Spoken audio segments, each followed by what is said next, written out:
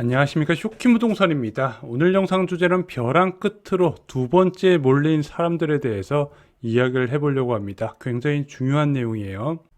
집값 급등기에 찾아오는 불청객이 있습니다. 바로 전셋값 상승이죠. 자, 내 집 마련을 미룬 대가가 이중으로 발생해요. 집값이 올라서 스트레스 받는데 전셋값까지 같이 뛰다 보니까 이게 상대적으로 견디기가 쉽지 않다는 겁니다. 현재 전세 시장 상황이 정말 심상치가 않습니다. 지난주 한국부동산원 통계에서 서울 아파트 전세 가격 상승률이 0.16%가 나왔어요. 64주 만에 최고치를 기록했는데, 진짜 주목해야 되는 것은 바로 동남권 강남 4구의 전세값 상승률입니다. 0.25%에서 0.27%를 기록했어요. 자, 근데 왜 동남권의 전세가 상승률이 확대되면 안 되냐? 지금 강남 4구 전반에 신축 아파트가 연이어서 입주를 진행하고 있거든요. 꽤 많은 물량입니다. 그런 물량이 입주되는 겨울임에도 불구하고 전세값 상승률이 확대가 된다는 거예요. 가장 큰 원인은 전세 공급 물량 감소입니다. 지금 월세 비중이 9개월 연속 60%대를 유지하고 있고요. 임대 시장이 월세 우위가 지속이 되고 있다고 합니다.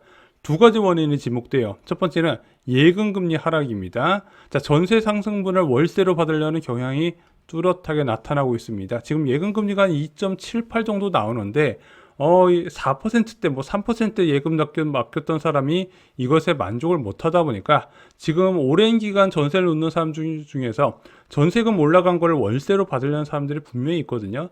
그러다 보니까 순수 전세 매물이 줄어드는 측면이 있고요. 원래 그런 매물이 시장에서 외면을 해야 되는데 지금 1주택자 전세대출 규제가 강화됐잖아요. 그러면서 그런 월세를 찾는 사람들이 있더라. 그래서 순수 전세 매물 급감에 영향을 주고 있다는 겁니다. 두 번째는 규제 영향이에요. 대표적으로 627 부동산 대책에서 전세 퇴거자금 대출 부작용이 굉장히 크게 나타납니다. 전세를 내놓을 사람이 그냥 주택담보대출을 낀 상태에서 월세를 내놓는다는 거죠. 지금 규제 영향도 적지가 않아요. 2026년 부동산 시장 최대 복병 주택산업연구원에서 전세를 꼽았습니다. 서울은 4.2% 오르는데 전세는 무려 4.7% 오른다고 보는 거죠. 자, 그럴 수밖에 없는 게 올해 입주 물량이 적지가 않았거든요. 근데 내년에는 그 입주 물량에서 반토막 난다고 합니다. 그럼 현재 입주 물량이 계속 진행되는 와중에도 전세값이 오르는데 입주 물량이 없을 때는 어떻게 될 거냐 이거죠. 입주 물량 얼마나 감소하냐? 2025년 기존 수도권에 15만 1천호가 입주를 했습니다. 이 정도면 일반적인 수준이에요. 서울에서 3만 호, 그리고 경기도에서 10만 호, 인천에서 2만 호 정도면요.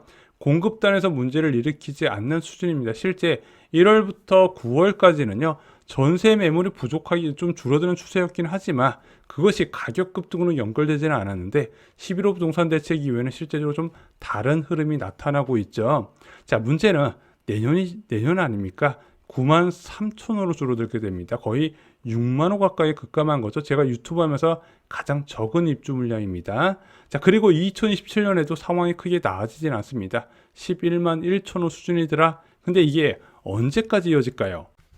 제가 볼 때는 2029년까지 공급이 부족할 것으로 보여집니다. 일단은 수도권 지역에 공공택지가 대부분 소진된 상황에서 빨리 3기 신도시 매물이 쏟아져야 되는데 3기 신도시에서 2026년 공급 계획이 봤더니 턱없이 부족해요. 그나마 국토부에서 2기 신도시를 비롯해서 끌어와서 2만 9천호를 만들었지만 선호도 높은 지역은 분명히 아니거든요. 그래서 제가 볼 때는 29년까지 공급 부족은 거의 확실시 되는 것 같고 2030년부터 해소가 기대되고 있었는데 지금 아시다시피 이재명 정부에서 3기 신도시의 공급 방법을 좀 바꾸려고 하고 있어요. 그래서 민간 분양 공급이 취소되고 아무래도 공공 중심으로 나올 것 같은데 그거에 따른 좀 결정된 부분, 그거에 따른 계획 변화에 따라서 좀 시간이 지연될 가능성도 분명히 있습니다.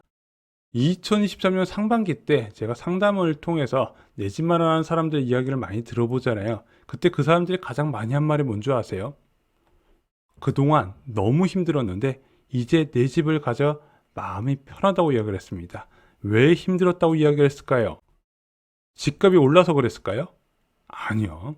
전세가 급등으로 심리적 부담이 컸기 때문입니다.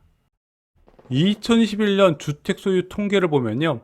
영끌 효과 무주택서 내 집 마련 1년 새 100만 명이나 늘었다. 자, 벼랑 끝으로 몰렸던 사람들의 선택, 고점에 비인기 지역을 최고가로 매수하거나 비인기 지역에 고분양가 단지에 청약을 했습니다. 이 당시에 뭐 송도도 10억에 분양하고 이랬던 상황이었어요.